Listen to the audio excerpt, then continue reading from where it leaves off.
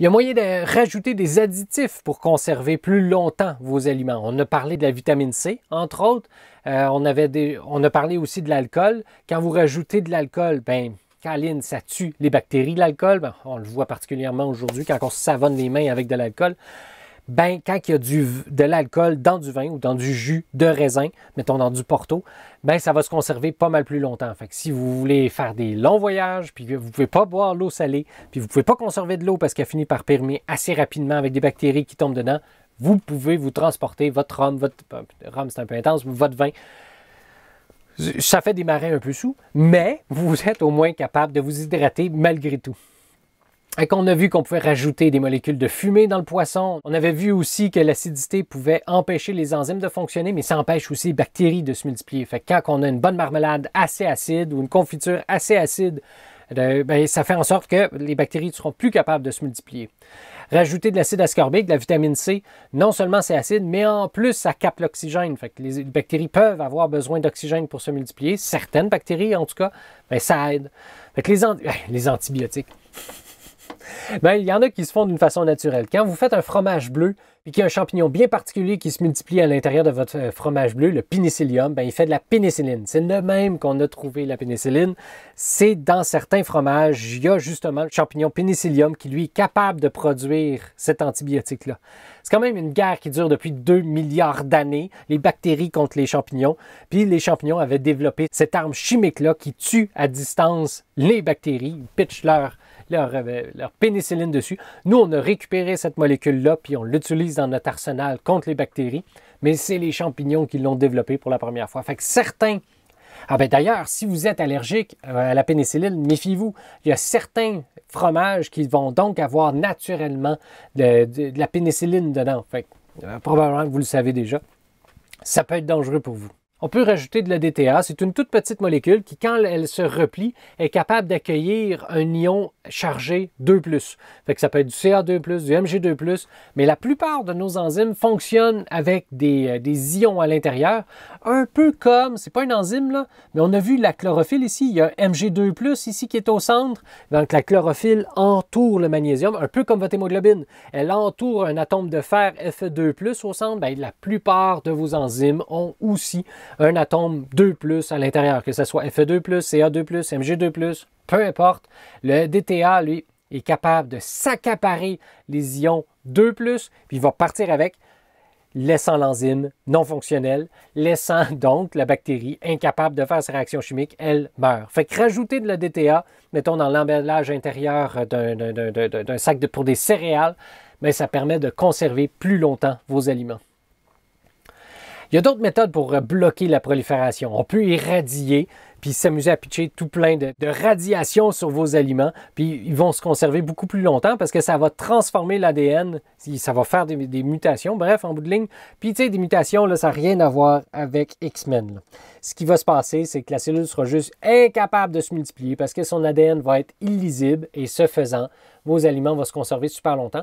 Puis comme ça affecte très peu les protéines ou les molécules aromatiques, bien, vous allez garder vos aliments beaucoup plus longtemps.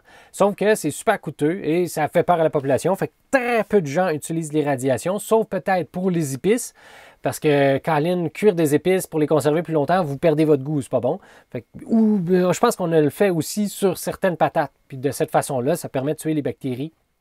On peut couper l'entrée d'oxygène aussi, mais c'est seulement efficace contre certaines bactéries, pas toutes. Fait qu'il faut s'en méfier. Il y a tout plein de bactéries qui sont capables de se multiplier ou de moisissures ou bref, des micro-organismes capables de se multiplier en absence d'oxygène. Vous l'avez vu dans votre bac à sandwich que vous avez laissé fermé pendant toute la semaine de relâche, mettons, quand vous étiez au secondaire, puis que vous le réouvrez. Il n'y avait pas d'oxygène, là, mais ça s'est multiplié à l'intérieur. C'est horrible. Fait que c'est ça. C'est pas tous les micro-organismes qui ont besoin d'oxygène. Fait qu'il faut s'en méfier. Mais bon, c'est efficace contre certaines espèces de bactéries de couper l'entrée d'oxygène. Hey, on a parlé de conserve, on a parlé de couper l'entrée d'oxygène, j'ai parlé de la boîte de sandwich qui empêche l'oxygène de rentrer, mais c'est dangereux parce que vous avez peut-être entendu parler, j'en ai glissé un mot du botulisme. C'est hyper dangereux comme maladie. C'est aussi mortel que la fièvre jaune. C'est 1 personne sur 20 qui en meurt. C'est vraiment terrible. Puis c'est souvent causé par des conserves maison. Fait que faites super attention.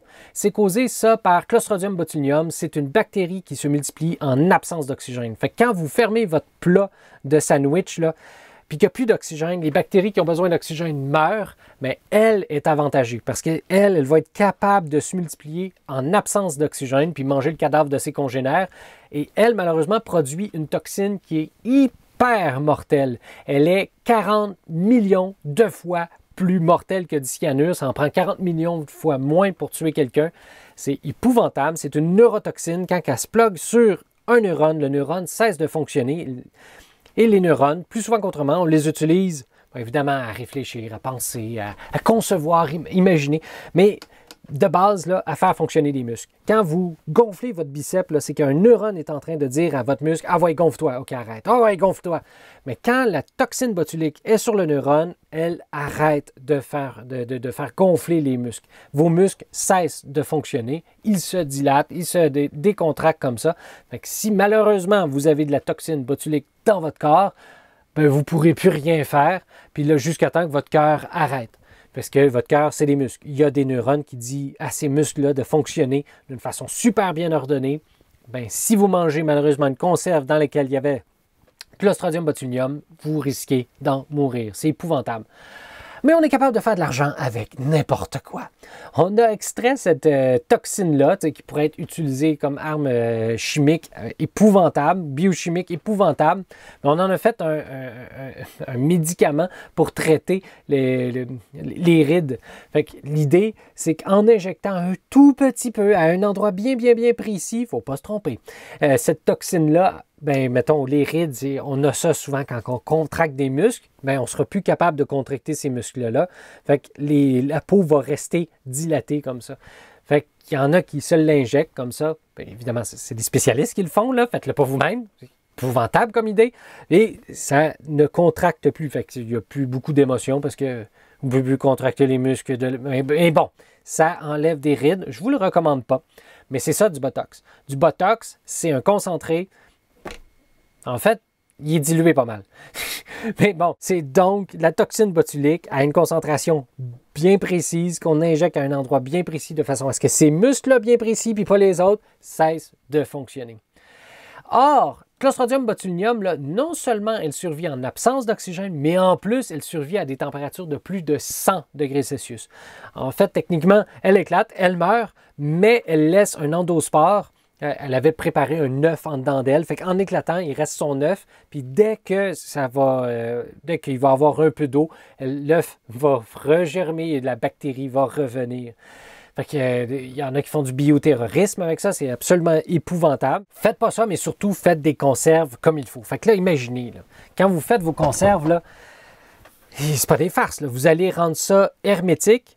En absence d'oxygène, donc vous allez favoriser le Clostridium botulinum. Puis en plus, quand vous allez bouillir vos aliments, ça va tuer toutes les bactéries, sauf celles capables de faire des endospores. Donc, Clostridium botulinum, c'est la meilleure façon de sélectionner cette bactérie-là. Puis en plus, il y en a partout de cette bactérie-là, très peu, mais il y en a partout. Il y a moyen de retrouver ça dans de la terre, entre autres. Bon, j'ai le partout assez large, là, mais quand même, fait que ça arrive malheureusement trop souvent qu'on peut retrouver ça dans les conserves. Mais Clostridium botulinum ne survit pas quand c'est très acide. Fait que si vous faites une sauce tomate acide, pas de problème. Clostridium botulinum ne pourra pas survivre là-dedans. Vous avez coupé l'entrée d'oxygène, vous avez bouilli, puis vous avez tué la majorité des bactéries, puis en plus, vous avez de l'acidité, ou vous avez mis énormément de sucre, puis il n'y a plus assez d'eau disponible. Clostridium botulinum ne sera pas capable de se multiplier, ces spores ne seront pas capables de se développer, ils ont besoin d'eau pour germer ces spores-là de Clostridium.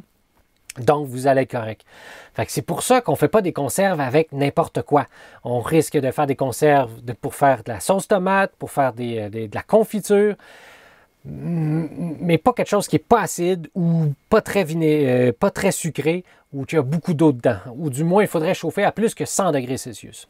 Fait que bouillir vos conserves ne tue pas les spores. Il faut que ça soit acide ou très sucré. Fait que des fruits ou on ajoute du vinaigre ou des tomates qui sont déjà acides. D'ailleurs, ma blonde elle m'avait mis la main sur 2 recettes, dont une, certainement, venait de la grand-mère de notre voisine, qui était elle-même grand-mère. Ça remonte à vraiment loin comme recette. Regardez ça, elle mettait, imaginez, là, on est au printemps, là, on a tout plein de récoltes, l'hiver québécois s'en vient, il faut survivre. Alors, on fait quoi avec des tomates? Comment on fait pour les conserver? On mettait 20 tomates, 6 pommes, 6 pêches, 6 poires, 2 piments verts, 3 oignons, un demi-pied de céleri, une cuillère à table de sel, une cuillère à table d'épices à marinade, 2 tasses et demie de vinaigre, puis 5 tasses, et non pas 5 tonnes, de sucre à l'intérieur. Commence à bouillir ça. Il y a tellement de sucre à l'intérieur que Clostridium ne sera pas capable de se multiplier. Fait que bouillir va tuer toutes les autres bactéries, les endospores ne seront pas capables de proliférer, puis en plus, vous coupez l'entrée d'oxygène, plein d'enzymes ne seront pas capables de fonctionner. Vous avez fait bouillir ça. Fait que les enzymes, de toute façon, sont toutes dénaturées. Une autre recette, 4 tasses, 2 tiers de vinaigre, tout plein de sel, tout plein de sucre. Fait que c'est pas pour rien que les ketchup aux fruits pouvaient être super sucrés ou qu'on faisait des conserves super acides. C'est parce que celles qui ne l'étaient pas n'étaient pas recommandées d'en prendre, malheureusement. Il y a eu une sélection dans l'histoire, quelques tests qui ont été faits de conserves qui finalement n'étaient pas très bonnes pour la santé. Fait qu'on a conservé dans nos livres de recettes de grand-mère des recettes qui, elles, n'avaient pas de Clostridium botulinum ou qui ne pouvaient pas favoriser la multiplication de ça. Allez, sur ce, gang, merci beaucoup pour votre écoute. Au plaisir!